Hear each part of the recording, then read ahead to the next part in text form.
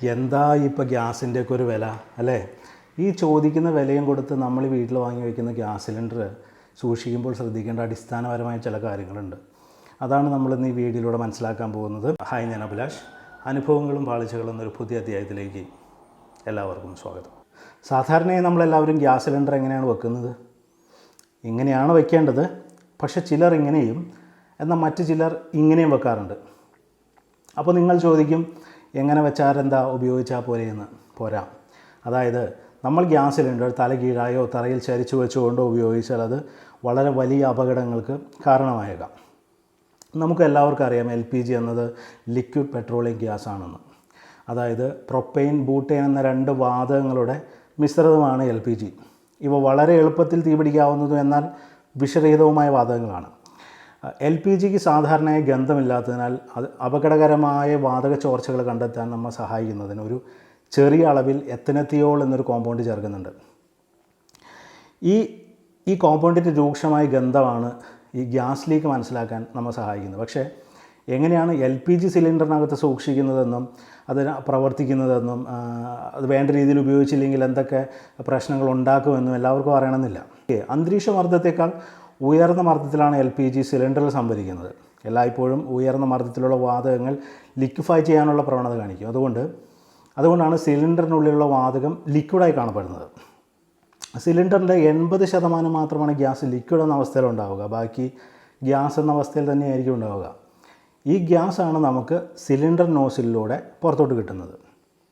ഈ സിലിണ്ടറിന് ഉള്ളിലുള്ള ഈ ദ്രാവക രൂപത്തിലുള്ള LPG ലിക്വിഡിൽ നിന്നും ഗ്യാസ് എന്ന അവസ്ഥയിലേക്ക് മാറ്റപ്പെടുന്ന ഈ പ്രോസസ്സിനെയാണ് നമ്മൾ വേപ്പറൈസേഷൻ എന്ന് പറയുക. അപ്പോൾ എങ്ങനെയാണ് ഈ പ്രോസസ്സ് സംഭവിക്കുന്നത്? വെള്ളം തിളയ്ക്കാൻ 100 ഡിഗ്രി സെൽഷ്യസ് അല്ലെങ്കിൽ 212 ഡിഗ്രി ഫാരൻഹീറ്റ് ആവശ്യമാണെന്ന് നമുക്ക് എല്ലാവർക്കും അറിയാം.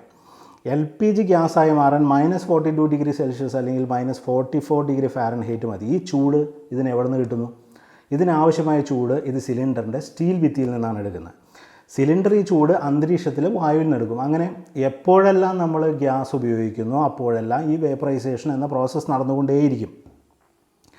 ഗ്യാസ് തീർന്നുകൊണ്ടിരിക്കുന്ന ഓരോ സിലിണ്ടറും കൂടുതൽ തണുത്തതായി കാണാൻ സാധിക്കുന്നത് അതുകൊണ്ട് തന്നെയാണ് ഗ്യാസ് തീർന്ന സിലിണ്ടറിൻ്റെ ഏറ്റവും താഴത്തെ ഭാഗത്ത് നല്ല തണുപ്പുള്ളതും ഈർപ്പം തങ്ങി നിൽക്കുന്നതുമായി നമുക്ക് നോക്കിയാൽ കാണാൻ സാധിക്കും. ഈ ഭാഗത്ത് തുരുമ്പിക്കാനുള്ള സാധ്യത വളരെ കൂടുതലായതുകൊണ്ട് LPG ഫില്ല് ചെയ്യുന്നതോടൊപ്പം അല്ലെങ്കിൽ അതിനു മുൻപേ ഒരു നിശ്ചിത അളവിൽ ഒരു ഓയിൽ കൂടി ചേർക്കുന്നുണ്ട്. ഈ ഓയിൽ ഉള്ളതുകൊണ്ടാണ് സിലിണ്ടറിൻ്റെ താഴത്തെ ഭാഗം തുരുമ്പിക്കാതിരിക്കുന്നത്. സിലിണ്ടർ നമ്മൾ കിടത്തിയോ കമിഴ്ത്തിയോ ഉപയോഗിക്കുന്ന സമയത്ത് സിലിണ്ടർ നോസിൽ കൂടി LPG ലിക്വിഡായും അതോടൊപ്പം ഈ ഓയിലും കൂടി പുറത്തോട്ട് വരും. ഓക്കെ, അപ്പോൾ ഈ ബാക്കി പറയുന്നതിന് മുമ്പ് എന്താണ് ഈ റെഗുലേറ്റേഴ്സ് എന്ന് അറിഞ്ഞിരിക്കണം. നമുക്കറിയാം, എന്നാലും 2 തരം റെഗുലേറ്റേഴ്സാണ് നമുക്കുള്ളത്. ഗാർഹിക ആവശ്യങ്ങൾക്ക് ഉപയോഗിക്കുന്ന ലോ പ്രഷർ റെഗുലേറ്റേഴ്സും, അതായത് നമ്മൾ വീടുകളിൽ ഉപയോഗിക്കുന്നത്, പിന്നെ വ്യാവസായിക ആവശ്യങ്ങൾക്ക് ഉപയോഗിക്കുന്ന ഹൈ പ്രഷർ റെഗുലേറ്റേഴ്സും, സാധാരണ റെസ്റ്റോറൻറ്റ്സിലൊക്കെ ഉപയോഗിക്കുന്ന ഈ റെഗുലേറ്ററുകൾ രൂപകൽപ്പന ചെയ്തിരിക്കുന്നത് ഗ്യാസ് ഫ്ലോ നിയന്ത്രിക്കാനാണ്, അല്ലാതെ ലിക്വിഡ് ഫ്ലോ നിയന്ത്രിക്കാനല്ല. ലോ പ്രഷർ റെഗുലേറ്ററുകളിൽ ഇത് സംഭവിക്കുന്നത് ഒരു റെഗുലേറ്ററിനുള്ളിലെ ഒരു ഡയഫ്രം ഉപയോഗിച്ചിട്ടാണ്. നമ്മൾ നോബ് തുറക്കുമ്പോൾ ഡയഫ്രം തുറക്കുകയും നോബ് അടയ്ക്കുമ്പോൾ ഡയഫ്രം അടയുകയും ചെയ്യും. എന്നാൽ ഈ ഉയർന്ന പ്രഷർ റെഗുലേറ്ററുകൾക്ക് ഡയഫ്രം ഇല്ലാത്തതിനാൽ ഇത് ഈ ഓൺ ഓഫ് സ്റ്റേറ്റിനെ മാത്രമേ നിയന്ത്രിക്കൂ.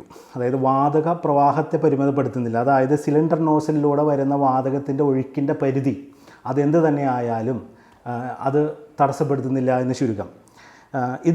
ഈ രണ്ട് റെഗുലേറ്ററുകളുടെയും വാൽവിൻ്റെ സൈസ് കണ്ടാൽ നമുക്ക് ഏകദേശം മനസ്സിലാവും.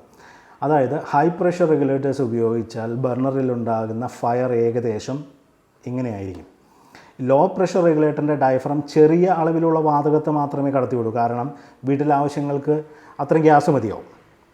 അതായത് ലോ പ്രഷർ റെഗുലേറ്റർ ഉപയോഗിച്ചാൽ ബർണറിലുണ്ടാകുന്ന തീ ഏകദേശം ഇങ്ങനെയായിരിക്കും. അപ്പോൾ ഞാൻ പറഞ്ഞു വന്നത് LPG അല്ലാതെ മറ്റെന്തെങ്കിലും ഈ ഡയഫ്രത്തിലൂടെ ദീർഘനേരം തുടർച്ചയായി കടന്നു പോവുകയാണെങ്കിൽ ഗ്യാസ് ട്യൂബും റെഗുലേറ്റേഴ്സും ഈ ഓയിൽ കാരണം തടസ്സപ്പെടുകയും ഗ്യാസ് ട്യൂബിനോടൊപ്പം റെഗുലേറ്റേഴ്സും വളരെ വേഗം കേടാവും. ബാക്കി ഞാൻ പറയണ്ടല്ലോ. അപ്പോൾ പ്രോബ്ലം എന്താണെന്ന് വെച്ചാൽ ഗ്യാസ് ട്യൂബിൽ ഓയിലിൻ്റെ ഈ തടസ്സം കാരണം സിലിണ്ടർ ഗ്യാസ് തീർന്നു നമ്മൾ തെറ്റിദ്ധരിക്കും.